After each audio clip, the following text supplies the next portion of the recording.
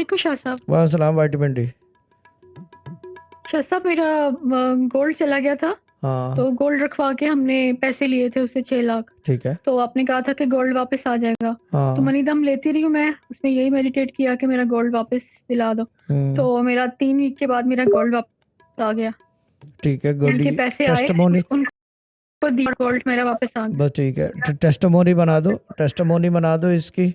और score testimony बना देगी इसकी कि क्या कहते हैं, रिज ग्रुप में मनी दम लेने का नतीजा गोल्ड वापस आ गया है।